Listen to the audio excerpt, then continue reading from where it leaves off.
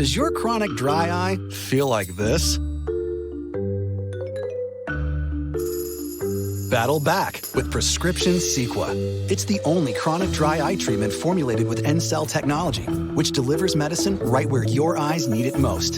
Common side effects include eye pain and redness. Don't touch vial tip to anything. Use as directed, then discard. Wait 15 minutes before reinserting contacts. Don't use if you're allergic to Cequa. Ask your doctor about Cequa and beat dry eye back.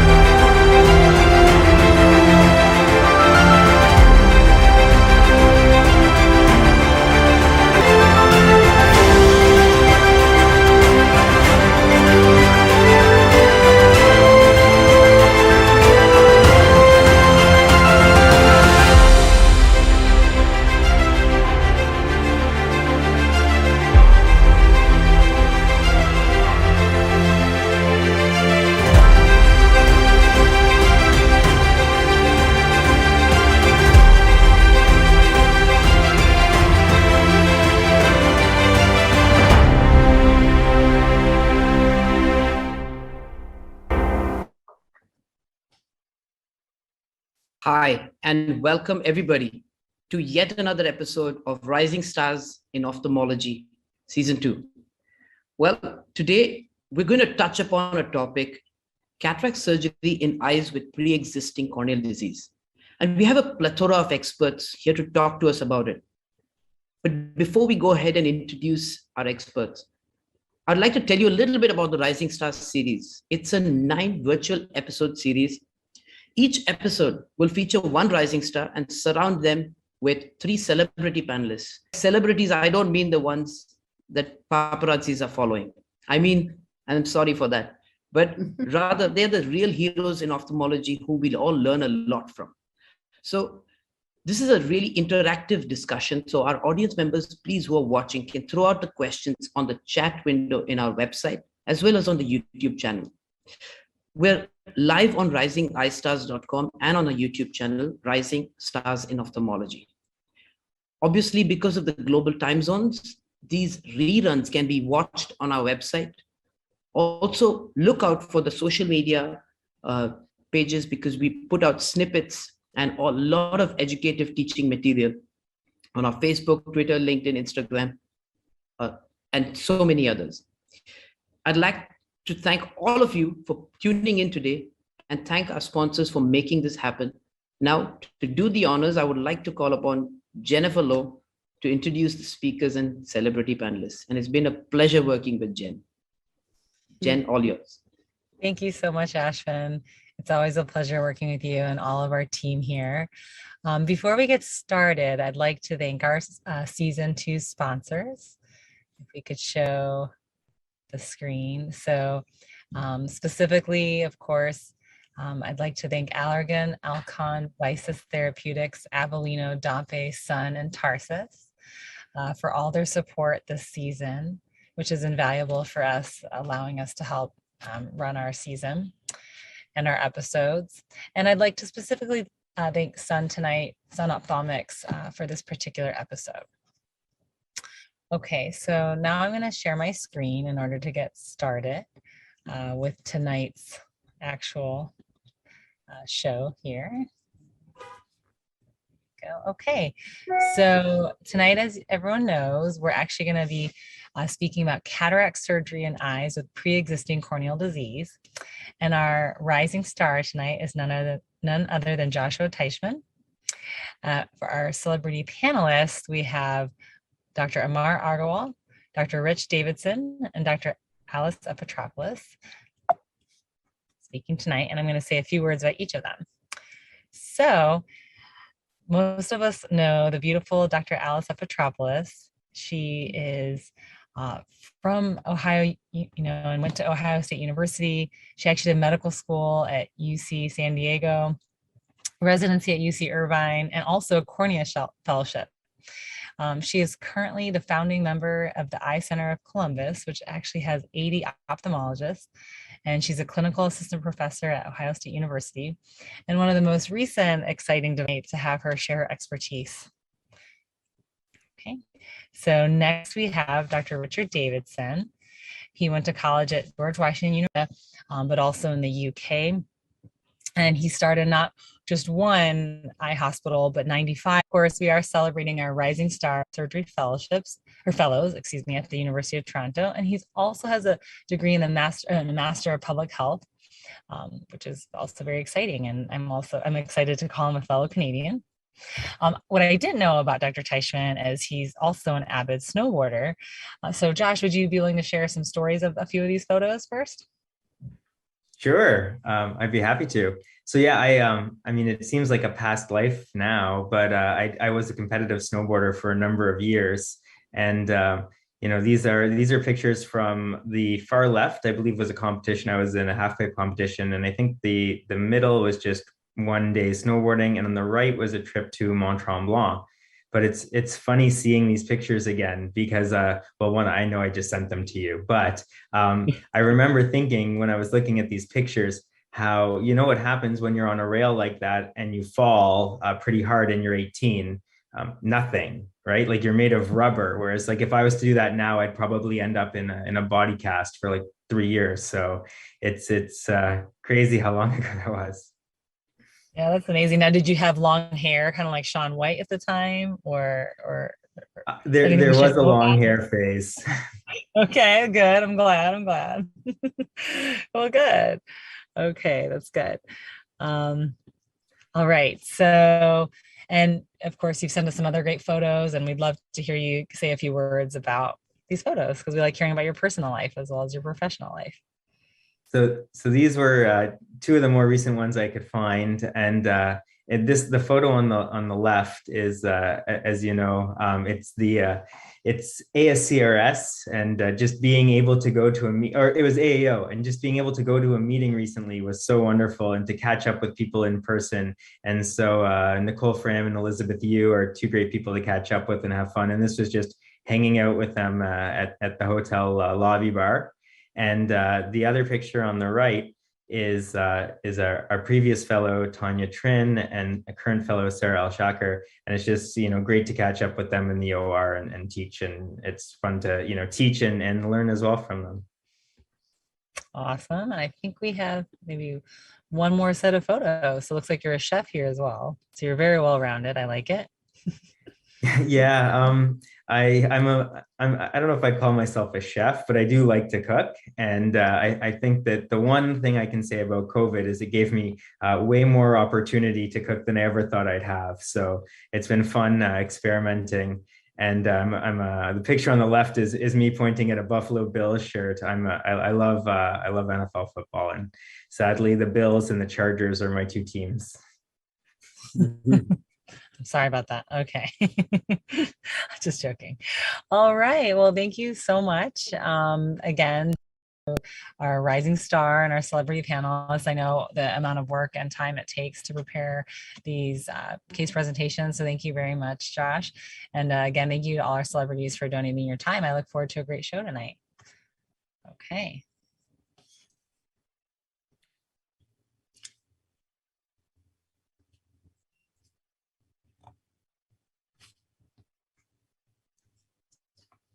And is it sharing properly?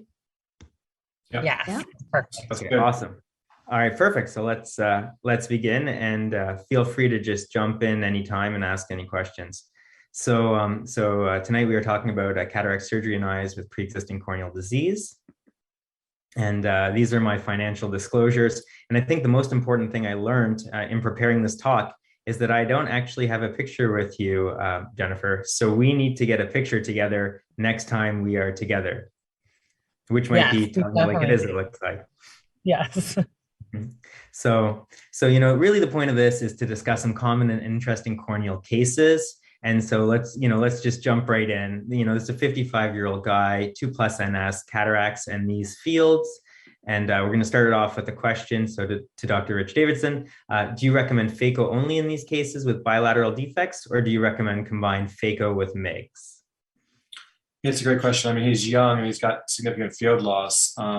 I personally don't do MIGS because we're so siloed, but if this were my patient, I would send them to one of the glaucoma docs for consideration of MIGS. I think, there's so many good choices with MIGS nowadays. And unfortunately, like I said, at my university, I feel like I'm missing out a little bit because of the fact that, we only do cornea and refractive, and then the glaucoma docs do the MIGS. And so there's no crossover there, but I would be concerned about these fields in someone and such a young person. Want to make sure there's nothing else going on.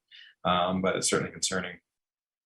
Thank you. Yeah, great answer. And I have to agree with you. And in fact, my experience parallels yours because I work down the hall from Ike Ahmed. So I am basically not allowed to do MIGS. Yes. But I do have to apologize for this because this is what this patient had. So I just wanted to, really start with something a bit interesting and sort of get the cornea ball rolling. So, here's an outline and we could list even more conditions and this is supposed to scare you, right? So, but the key is, not to be scared. And the reason is this, when we approach cataract surgery in eyes with corneal disease, you really have to just divide it up into, is this a corneal disease that we need to pre-treat and it might affect the timing of surgery? Is it a disease that might require a pre-procedure? Is it something that may affect the endothelium, or is it something that might affect the shape? So this is just my sort of quick and dirty way. Obviously, there's more to it than that, but I think this is a way to start. Now, I would be remiss if I didn't mention, dry eye, blepharitis, meibomian gland dysfunction. I mean, this is just super, super, super common. And, I think, one of those things where in glaucoma, they say the first thing you got to do is look at the patient's name and the date of the test. So I think in cornea, the first thing you have to do when you have topography is look at the rings image, because that's where you're going to get a lot of information. So my first question to one of our celebrity panelists is Dr. Alice Petropoulos. When would you initiate treatment for these conditions, and when would you bring the patient back for repeat measurements? Great question. And just to clarify my bio, I did my training at Ohio State, and I did not do a corneal fellowship. It's okay, no problem. I think it's important to really look at the surface on any surgical patient, just because we know how prevalent dry eye disease is. And Billy Trattler and colleagues actually demonstrated that very nicely, that 8 out of 10 patients that are scheduled for cataract surgery have signs and or symptoms of dry eye disease. So we really need to look at that, before we get final measurements, and then treat the surface and then bring them back to get, final measurements before surgery. Great. Thank you very much. I totally agree. I think you're referring to the phaco study, and it just shows how much dry eye is out there. Now, a question I often get asked is, what do you do in someone with HSV? So this is something that I'm not going to belabor, but I thought it's worthwhile going through it. And, nowadays I avoid Tri-30, not that you can really get it anywhere, at least in Canada, but, it's the one thing that's still preserved with thimerosal. It's pretty toxic. And oral valcyclovir is my first line treatment. So there's a line, and I wish I could give credit to the person who actually told it to me, but I don't know who said it. But they said acyclovir is one of the safest 5 drugs in medicine, and we don't know what the other 4 are. So acyclovir is super well tolerated, or valcyclovir, super well tolerated in most patients. And, this is a systemic disease, not an eye disease. So being able to treat the whole body makes sense to me. We don't use topical acyclovir very often because it's actually not available in Canada. We can have it compounded, but for the amount we'd use it, it would be very difficult to do so. But that might be different depending on if you have a commercially available solution. We use our topical steroids when indicated. And so if someone's going to say just when do you treat and how often, it's, if someone has anything more than just, a previous history of a dendrite, pretty much, I think they need to be treated. They need to be pre-treated at a treatment dose, which with Valtrex or valcyclovir is 500 milligrams TID for 4 to 7 days prior and for at least 1 week after, and then reduced to the prophylactic dose of once daily and continued on that while they're on steroids. And in some of these patients, because they were on pre-op steroids long-term, that means they're probably going to continue on valcyclovir long-term as well. So the next sort of group of conditions, it's not so much the timing, it's more, different lumps and bumps on the cornea. So EBMD and Saltzman's, and you can see here, this is EBMD that I don't think anyone's ever going to miss. But if I think this highlights how much negative staining can really show us and really highlight this. And sometimes you don't see a lot here. And what you do see is just some negative staining up top, and that's called Shahinian's line. And that's a great way to diagnose EBMD as well. But that might not be the EBMD we care too much about prior to cataract. And here you see the Saltzman's nodules and how they cause localized flattening. So my next question is going to be, I'm picking on you first, I'm sorry. So Dr. Epitropoulos, what criteria would you use for when to remove EBMD prior to cataract surgery? Well, a lot of it really depends on whether it's affecting the central cornea, the Myers of the central cornea. So if it is, affecting, the central 3 millimeters of the cornea, then I would probably go ahead and do a keratectomy to smooth out that surface and then let them heal. And usually about 6 weeks later, we get final measurements and proceed with surgery as long as the surface is stable. So I think that placido ring really gives you a lot of information for these EBMD patients. I agree. I was just going to add something, Josh, if you don't mind. I think my choice of whether to treat or not depends on the type of lens they're going to have too. Meaning, if someone's going to get a basic lens and plan on wearing glasses afterwards, I don't know that I would put them through the discomfort of doing a debridement and polishing. But if it's a premium patient, absolutely, because it can, definitely make a big difference on their IOL calculations. That's a great point. I agree with both of you. And that's very much in Canada, the way at least in Ontario, the way our health system works is the government will cover an A scan, ultrasound biometry, and a lens. And that lens in most hospitals is a spherical IOL.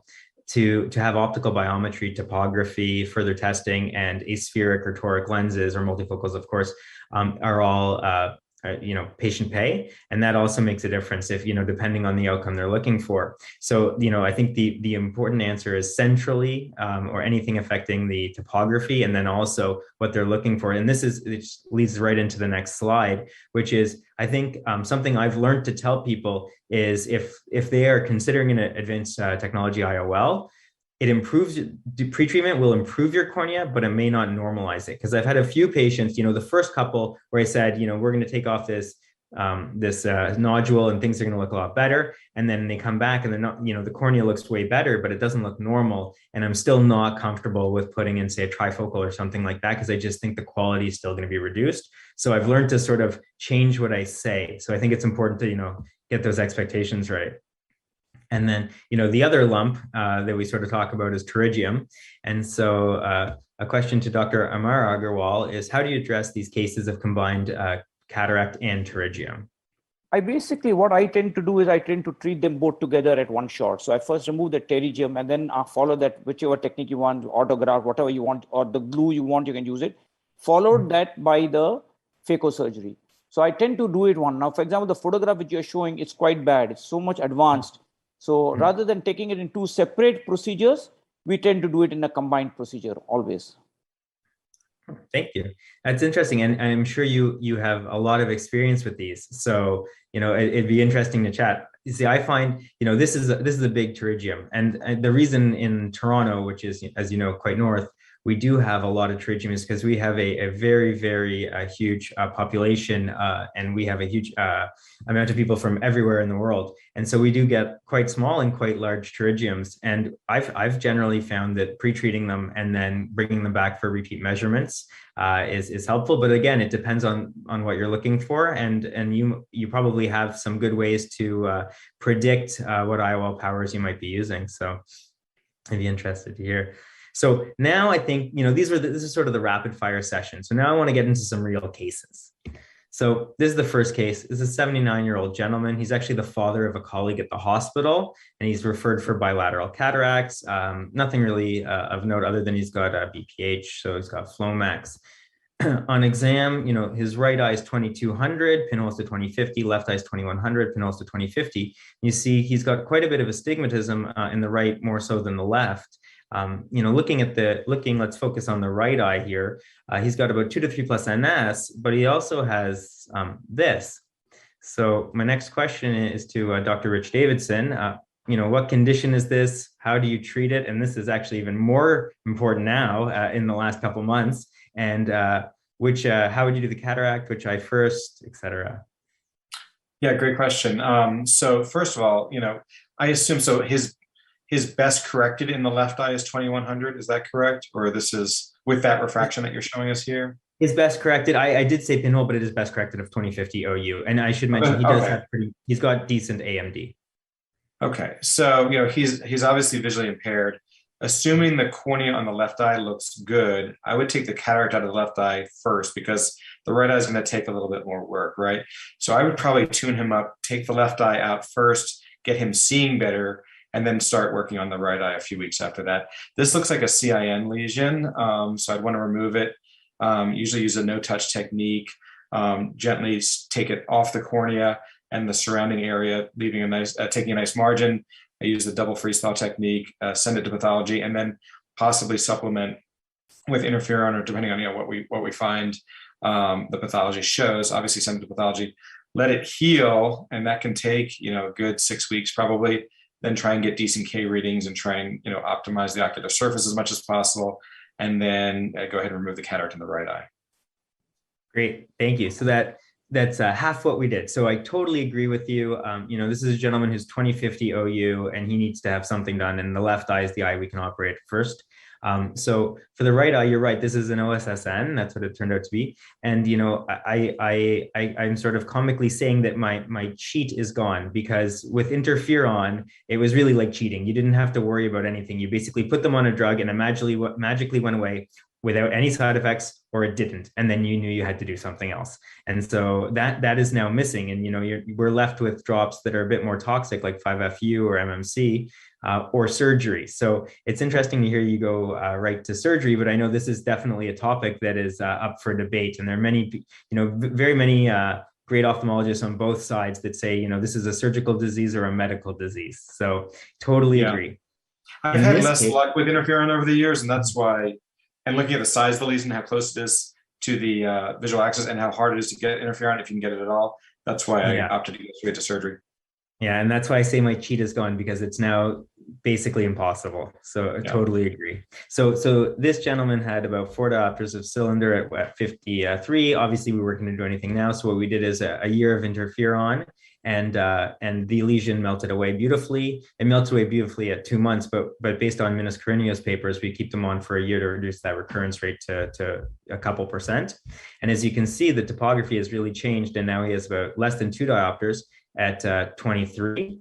And so for him, we actually ended up planning a toric IOL a year later, and he was 20/25 uncorrected in plano, and the 20/25 is based on the fact that he did have AMD. So nice outcome, but a lump or bump that does take priority that you can't overlook, even if they want they don't want to pay for upgraded lenses in this case.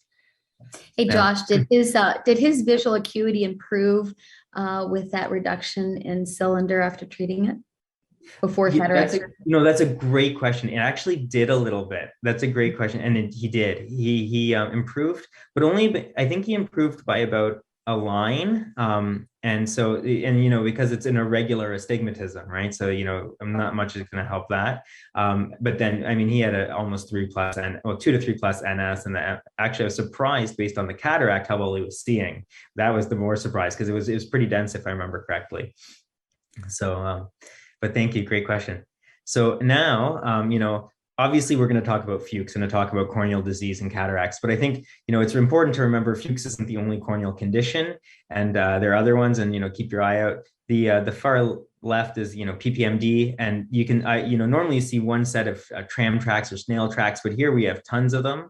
And intermittent angle closure is something that we often forget about. I work in a clinic with about 6 high volume glaucoma doctors. So, they normally do their own cataracts, but often, what they might think would be a routine cataract ends up with persistent corneal edema. And it's because they've had, intermittent damage to the cornea for so long. Then they go and they do their slick cataract surgery, but they're not enough cells. And then lastly would be ice, which I don't think any of us would be missing, but it's definitely something to think about in the unilateral cases. So now we can talk about Fuchs. Now this is actually this is a picture of my board exam study notes, and I've circled something that we all memorized, which is an endothelial cell count of less than 1,000 or a CCT of greater than 640 means consider a combined treatment. Now I think about this, and it's funny because this was comparing old technology, and our technology is much better. Our OVD is much better. Our fluidics are much better. Our CDEs, when we do cataract surgery, are much lower. So we're much better at this. We can get away with so much more. But at the same time, this was for PK. And we know that our newer surgeries are so much faster, so much lower risk. So this is it's really an outdated thing to think about. And I don't do pachymetry or cell counts on these patients, and I just tell them your risk is higher than normal. And I use a new sort of criteria, and it's really that I know that we can get away with a lot, and if they need surgery, we can do it in a safe manner. So I base it purely on symptoms. And the main symptom is AM blur. If someone has blur in the morning, by definition, their endothelium is not pumping functionally. And I tell them that the best thing would be a combined surgery. If they don't have AM blur, I try, unless they have terrible glare that I think is also from the goutte, I try to do a phaco alone. And I should be clear here, because I said DSEC, DMEC, DSO, but I don't say PDEC. So PDEC is of course included in this as well, with Dr. Amar Agarwal on this talk. Yeah, Josh, I'm glad to hear you say that, because I learned the same way. Like if it was greater than 600 microns, we were doing PKs, which is hard to believe. It wasn't that long ago we were doing PKs for Fuchs dystrophy, right? And so, but I also, the other thing I will do is just look at the cornea and look at the cataract. And if it's pretty mild cataract, I'll just roll the dice and say, hey, look, there's a chance you may swell a little longer, you may have a longer time to recover. Even if they have AM blur, I'm giving them the chance to avoid a DMEC usually, and just try and see how quickly we can get them through the surgery. And like you said, with good OVD and good machines, usually it's minimal swelling in most cases. Now, if they have signs of corneal edema pre-op, I'll definitely go to a combined case. And that I'm sorry to interrupt, but I think that extra chair time is critical, because they're going to compare their experience with their neighbor or their friend that had cataract surgery just flew by. So I think just taking that extra time to educate the patient that they have a pre-existing condition that may need a second procedure if their vision remains blurry. I think that's critical. That's a great point. And what I've noticed too is, a lot of times we're telling them they have Fuchs for the first time. It's amazing how sometimes they've seen other eye care providers, or no one's looked that closely at the cornea, and we're telling them as we're consenting them for cataract surgery, oh, you have this other condition too. Completely agree. And I agree with everything you guys have said. Absolutely. And so, so this hypothetical patient here is a 64-year-old gentleman with cataracts and Fuchs who doesn't have AM blur, who would be sort of 20/60, 20/50. With 3+ goutte, no frank edema. I'm going to now pose the question to Dr. Amar Agarwal. What is your preferred surgical technique in patients with Fuchs? All the patients which we are operating, we do approximately about 100 keratoplasties a month. We do only PDEX. And I just want to tell the delegates, why are we doing PDEX at this time? I'll just take a minute to make everyone understand. In DSEC, which we discussed about just now, we are taking about 100 microns or whatever it is. So a 500 micron cornea becomes 600. Which is a problem. In DMEC, you're taking 15 micron and putting 15 micron, which is fantastic. The problem which I have in DMEC is very simple. Your donor corneas are always above 40 or 50, because you cannot take out the endothelium and the desmase till the donor is slightly older. So when you do DMEC, you're taking an older donor, the patient might have died of diabetes. Another problem in DMEC is when you touch, it's like a capsule. It can tear. In PDEC, it's only 25 microns. But we don't go above 35 to 40 years. I always take younger donors, which makes it very healthy. The second big advantage in PDEC is you can manipulate the graft. So now,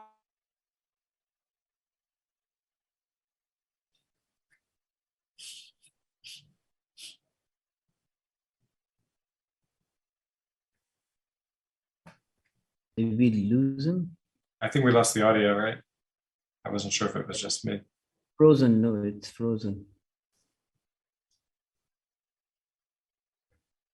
I'll continue, and then hopefully we get him back and we can get the answer. But just on what he said, I have to agree, and I think it's pretty amazing that that you're able to capture such young donors, because that is a very difficult thing. And in DMEC, I mean, we really do request tissue that's over 50 and without diabetes, so it's more challenging for sure.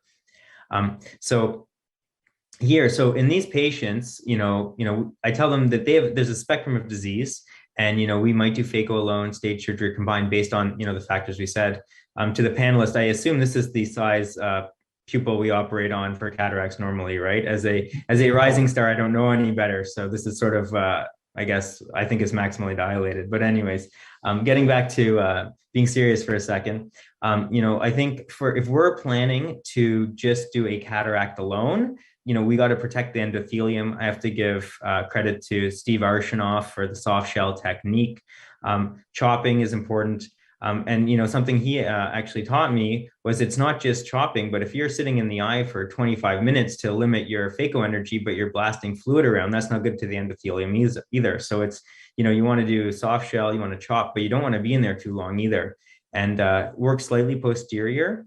And if you do think you might end up doing a DMEC, or you're going to combine it with a DMEC or a PDEC, you want to have a smaller capsular rhexis, because you don't want the optic to sort of pop through the rhexis while you're tapping on the eye. Now, in patients that don't have any pre-existing corneal disease that end up with corneal edema, I often get phone calls saying, oh, the cornea is cloudy, it's a month. I tell people to wait 3 months for the edema to clear. And there's something magic about that number. Sometimes just at 3 months, these corneas look good again. And so I always wait. But if someone has a pre-existing corneal disease, then, if we're wondering if they're going to decompensate or not, then generally if they're pretty edematous at a month, you can pretty much assume it's fair to go and go ahead with the DMEC. Now, here's the 3 things, and this is really for the comprehensive ophthalmologists, that I think are really important. It's the IOL material, the power, and the toricity. So to begin with material, if you're doing a cataract in a patient with Fuchs and you're not sure if they're going to decompensate or not, you do not want to use hydrophilic acrylic IOLs, because these can calcify or opacify with air injection, which is what's needed for DMEC, PDEC, DSEC. For power, if you think you are going to just do a cataract and you're going to get away with it, then you would obviously target as usual. But if you're considering that there's a very high likelihood that they may need further corneal surgery, or if you are doing the cataract and then referring onwards to a cornea surgeon to this cornea surgery, you want to aim myopic, because all these surgeries cause a hyperopic shift. So DSEC is about 1 to 1.5 diopters, and then DMEC is about 0.4 to 1. So you want to aim myopic to counteract that. And then the last question is of toricity. And we know that the astigmatism can change in an unpredictable fashion after endothelial transplant. So what I say is, if they have 2 diopters of cylinder or more, it's probably real, it's probably inherent in the cornea, and it'd be reasonable to implant a toric in these eyes. It's amazing how this has become a refractive procedure. I mean, patients come in for DSEC and DMEC and expect excellent vision and not to wear glasses. It's remarkable to me that these are the expectations, but they really are. And it's not just in our practice. I see it in docs patients who moved to Colorado, who've had surgery elsewhere by other great docs, and they're coming in and they're saying, oh, I might need a PRK touch-up because I have 0.75 of SIL. So it's amazing to me. I don't know if that's true in Canada, but DSEC and DMEC have clearly become a refractive procedure. Completely agree. We definitely get that. And, you get people saying, well, maybe I want the DMEC first, because then I want all that change to happen. And then you can put in a trifocal or something like that. And so we definitely have had that discussion. And, we might be lucky, because some of these more forgiving extended range of focus or range of vision IOLs might actually be good in these patients as well. So it's completely agree. Well, the funny thing is also, we just interviewed fellows, and we said to them, you may not be doing DSEC or DMEC in 5 years. There's so many good things on the horizon with DSO and other techniques, and culturing endothelial cells, that we may not even be doing these surgical techniques. One point, these are all great discussion points. If patients are kind of borderline needing a DSEC or DMEC with Fuchs, a lot of times I'll go ahead and use a femtosecond laser just because I think that the phaco power is a little bit less with femto compared to traditional phaco. So sometimes that kind of helps to, keep those patients from decompensating postoperatively too, I believe. Yeah, great point. Yeah, absolutely. So, the next sort of case that we get a lot of questions about is keratoconus. And then it's another spectrum, right? It's another one where you've got a 75-year-old in your chair and you're the first person telling them they've got keratoconus because you picked it up on topography and they've been like this for their whole life, to, people that are young and have high drops. So, again, it's pretty unlikely, but I do tell everyone, don't forget that people can progress in their 70s. I mean, it's very unlikely, but if they do, you might want to consider cross-linking. But most of the time, if someone's vision is decreasing, it's from the cataract, right? But again, it's always important to think about this. And here's a case actually where the patient had, early moderate keratoconus, and we did topography guided PRK combined with cross-linking. And if you look at the middle image, which is pre-op, and the left image, which is post-op, you can see that the left image looks like a normal cornea. And the change map just shows how, pretty much amazing these cases can be. Now, this isn't for everyone, and I'm not saying we go and do this to all of our keratoconics that are coming in for cataract surgery, but it does show, some of the technologies that are out there and we're getting to use more of. And you see the astigmatism reduced from 3.9 to 0.9, so 3 diopters down. Now, this is a fun one. This is our second last case. Now, this is what I got in our EMR. Hi, Josh. Please review the file. Patient is scheduled for surgery left eye with Ike at location. However, Ike is recommended you do the surgery. So I will just say, when you're getting surgeries from Ike, you should be very wary and be a little nervous of what you're getting into. So this is a 77-year-old female. She's referred for cataract and keratoconus, and she wants to drive without glasses. Her right eye is count fingers and doesn't improve with pinhole, and we are unable to refract her. Her left eye is 2100, doesn't improve with pinhole, and that's a refraction, which is by no way accurate. I don't believe it. And her, she's got pretty advanced keratoconus in the right eye, especially, and the left is still pretty decent. And if you look at her retina, she's got decent AMD as well. So, taking a step back, you need to have a set of rules for keratoconus. So the first rule is that the patient's stable. If the patient's not stable, you shouldn't be operating. Do not correct the cylinder if they're going to wear RGPs or contact lenses post-op. You're only going to make them miserable. And even if they have cylinder that you think is reasonable to correct with a toric IOL, you have to tell them their best vision will always be what it was in RGPs. So they will take a hit. It won't be as bad as when they wear glasses because of nodal points and all that, but it won't be like it was in hard contact lenses, sclerals or rigids or hybrids, because you're not correcting the irregular astigmatism. So you have to warn them that as well. The axis and magnitude have to be similar on multiple testing modalities. And, normally I don't want to say we ignore refraction when we're doing toric IOLs, but we don't pay too much attention to it. And the reason is we know that the refraction is a combined optical system, and we're really considering their cornea. But in keratoconus, 99.9% of that optical system is so aberrated by the cornea that that's what's influencing it. So if their refraction and topography don't line up really well, that's kind of a red flag to not proceed with the toric. And we have a number of different IOL formulae we can use here.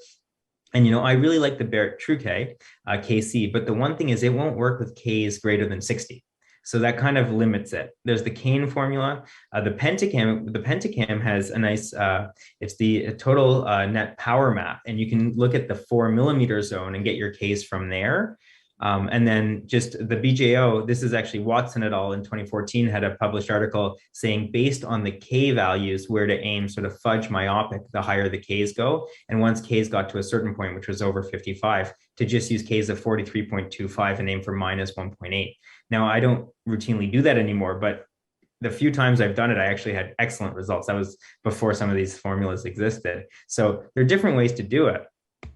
Now, in this patient, she actually refused sclerals or any contact lenses whatsoever, which was disappointing. She refused it. I was planning to do a phaco-DALK then in the right eye, which is her much poorer eye, and see how that goes, because it's it's kind of useless at count fingers vision right now, and then sort of go to her left eye after. But she refused any treatment in her right eye. So I sort of thought, what do I do here? So for this patient, first thing we did is get biometry. And so it actually couldn't calculate any Ks. So now we have axial lengths and no Ks whatsoever. And so we got topography, and I was actually surprised to see that her Ks were between 50 and 56. They weren't terribly steep, yet they must have been sufficiently irregular that the IOL master couldn't obtain them. And we used IOL master at Aladdin. We took a couple optical biometers, and none of them obtained Ks. And we also used the A scan, and we used an auto K. Nothing got Ks. And then here we did a pentacam.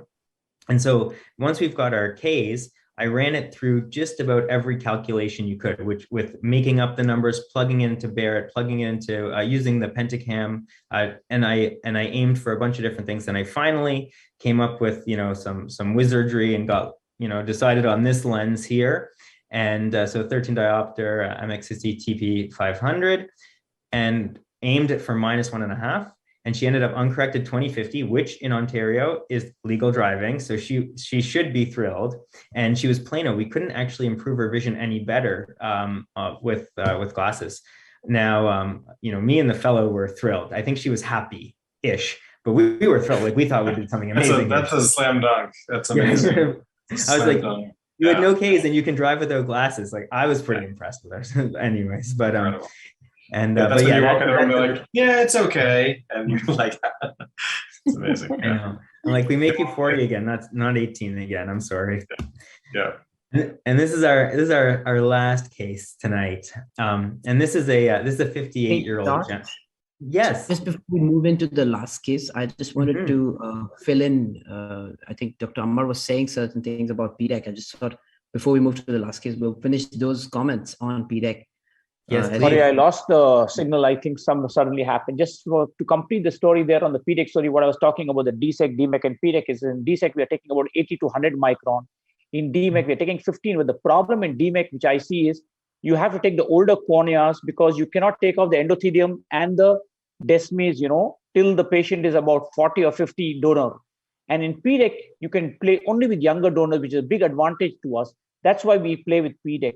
On the previous case, which you showed, this keratoconus, we are doing nowadays a lot of pinhole pupiloplasty in these cases, So that makes a huge difference. Like you said, a patient didn't want DALK. Suppose you mess on the astigmatism a little bit, the pinhole pupiloplasty solves both the issues very easily. Continue, Josh. No, thank you. And that's a great point. And I'm really glad you brought up the pinhole pupiloplasty as well, because I completely agree. And as you know, there were some IOLs and sulcus implants that were pinholes that were on the market, some of which only for, unfortunately, a very short period of time. But I totally agree that some of the work done with that from Trindade showed some pretty great results. So I think, and you have your results with the pinhole pupiloplasty. So I think that is something that we really should be thinking about as well. One more thing to understand in pinhole pupiloplasty is, what does it cost the surgeon is of suture only. That's all. There's no cost of the IOL. Second thing is, you don't need any FDA approval. The third problem in a pinhole IOL is either it's a piggyback or not. What happens is, the closed angle will remain closed angle. Whereas in pinhole pupiloplasty, my closed angle also, because I brought my pupil down, it becomes an open angle. So you have a lot of advantages there also. You can customize the pinhole pupiloplasty, because in the pinhole IOL, the problem is everything is fixed at 1.6 millimeters. Now we are realizing some patients might like a 1 millimeter pinhole. Some people might like a 1.5 millimeter pinhole. So pre-operatively, we have the Holiday pinhole device with the Holiday. You check the patient which pinhole he likes. Suppose he likes, let's say, 1 millimeter pinhole. I will make my pinhole pupil exactly of that size. So it's a customizing a pinhole pupiloplasty. Wow, that's amazing. That's great. Thank you. So great points. So now to our final case here. This is a 58-year-old gentleman who was referred with a corneal laceration and an open capsule. I should say he was actually referred with a corneal laceration and follow up to us, and he'd been sat on for a little bit, so we weren't really expecting this. But so this is this was actually Friday afternoon. It really was. I'm not making that up. And this gentleman comes in with count fingers vision in his left eye, and pressure is controlled because he's on steroids and glaucoma drops for the last week. The story goes, he actually has no idea what happened. He just felt something happen. I don't know exactly what that means. And they went to the emergency department. He was referred to the ophthalmologist on call, who saw a corneal laceration that had self-sealed and said to be on some drops and come back in a week. So he came back in a week, and that doctor reassessed and said, okay, you have a white cataract. I'm going to refer you on. And this is sort of how he shows up to us. So he does have a superior full thickness laceration, as you can see here. He's sidal negative at this time. The AC is formed and quiet on steroids. And there's a transillumination defect at 2. And it looks really peripheral, but this is him dilated. So we can only assume his pupil was probably quite small at the time of the injury, and the injury went in this direction. And he does have a posterior synechia right where the iris must have landed on the capsule, and then with fibrosis from inflammation. Now, obviously, he's got a white cataract and no view of the retina. So, the first question, and I pose, what do we do again, right? And so this gentleman actually never knew what happened to him. So at 5 o'clock on Friday, I actually sent him back to the Emerge because I thought he needed a CT, because we didn't know if he actually had an intraocular foreign body. We had no idea what was going on with this guy. So luckily he didn't. The Emerge was not very happy with me, but I did tell them that he was their patient a week ago and should have probably had this then. Yes. And sorry, was someone going to say something? Oh, no, I agree. I think it's crazy that they didn't do it initially. So yeah, I don't know how it didn't. So I thought to myself, I know that the anterior capsule is open. I can see that, but I don't know that the posterior capsule is not open. So we did a UBM, and I got them to do it in multiple clock hours, not just two clock hours like usual. And even, with multiple scans, we couldn't see a defect for sure, but you never know. And we got a B scan as well, just to make sure the retina looked okay, even though we had the CT. And so then we did our measurements. And as you can see here, this says he's got about 12 diopters of astigmatism on the optical biometer, and about 8 diopters of astigmatism on an OPD scan. And it's obviously irregular astigmatism. So we've got a lot of issues here. We've got the issue of timing. You have a full thickness defect that you want to let heal, and also you want to know how the cornea is going to be, but you have an open capsule. So now you're on the clock. So you've got the open cornea, you've got the pre-existing AC defect, you have an unknown posterior status. So I think, it's time to treat this like a posterior polar, and as well, of course, to treat it like a white cataract, because that's what it is. And the question comes up, is this also something that we may want to treat with a toric lens? Now, in this case, obviously, we had to go ahead with surgery pretty quickly because we could only keep this eye quiet for so long. And, the location of the defect is really important here. So if that defect had been central, we would have wanted to incorporate it in our rexus and then have a strong 360 rexus. But this defect was actually quite peripheral, and there was quite a big hole. And so the thought was to actually make a capsular rexus which did not incorporate it and had a little bridge of tissue. And the reason was we were concerned if the posterior capsule was ruptured, we might have to put a sulcus lens in this and optic capture it. So what I did was made my rexus small enough to capture an IOL. Then I did viscodissection instead of hydrodissection, as I would in a posterior polar, and I tried not to rotate it much. And when I got in, I realized, despite being 58, you could have a dense lens or no cataract at all, and he actually had a very soft lens. And we were lucky because I just used the IA to suck up most of it, and it took quite a bit of time, but I wanted to take my time and go slow and make sure that if I found a capsule defect posteriorly, that it didn't open. And we were lucky to find no defect of the posterior capsule preoperatively. Intraoperatively. So there was no pre-existing defect. And then we were able to just place an IOL in the bag as usual. Now, we knew that this was early enough that his cornea was going to continue to change. So here is his preoperative testing. And if you see, he's got about 12 diopters of SIL or 8 diopters of SIL, depending on what you look at. And post-operatively, he manifests to 20/25 and with only 5 diopters of SIL. So as you can see, the cylinder, if we corrected 12 or even 8, we would have grossly overcorrected him. So here's unlike the opposite case, where we had no case and we still decided to do a toric lens and got, had a nice outcome. Here's a case where, it's best not to do a toric lens. And this is a guy who might be able to see 20/20 with a hard contact lens, but he's so happy with, compared to a white cataract, he's thrilled, but he's so happy that he can just wear glasses and be 20/25 that he doesn't want any more. So that's sort of my last case. I just wanted to thank everyone, thank all the organizers for this great opportunity. This is a great series, and so happy to be involved. Thank you to the celebrity panelists for being part of it, and thanks so much. And open it up for discussion. Amazing cases. Josh, this last case which you showed with the corneal scarring, injury with the astigmatism. Again, these type of cases, we tend to do the pinhole pupillasty. So what happens that astigmatism gets neutralized for us anyway, even without a toric IOL. So maximum we are able to correct in these, I've done is about even 24 or 26 diopters patients will improve to about 6/18 vision because of the pinhole pupil. That's another great point. I would say my only concern to that would be, and you could tell me because you've got the experience and I don't, is do you find that no one's ever looked at his retina and he had a trauma? So I know you would probably also tell me that you went in and looked at his retina intraoperatively, but I'm not a retina surgeon, so I don't do that. The question is, so what happens to retinal examination is the question which Josh is asking basically is, so when you do for single pass fourth row pupillasty, you can dilate it, and we published this in the October 2017 issue of JCRS. When you make it smaller like pinhole, you will be able to still dilate a little bit, so you'll see the central fundus. No issues. You can take photographs of the central fundus. Peripheral is a problem. But let's say theoretically example, if patient gets a retinal detachment after 5 years, just say, okay, all you do is take a YAG laser and shoot and you're back to square one. You'll be able to enlarge the pupil exactly where you want it to. Got it. But that is a con of pinhole pupillasty, that you might not be able to see the peripheral retina. That makes sense. Well, thank you. And can I ask the panel how many, going kind of back to keratoconus, how many have used the genetic testing, Evelina's genetic testing? We're about to launch it. We've had trouble, we're a big hospital system getting our patients access to it, but I actually just met with them again in Florida last week, and we're very close to be able to offer that to our patients. And I'm excited to get that. I have a list of patients that are interested in doing it. We just haven't implemented yet. Have you used it much? Not yet, but I'm thinking about it.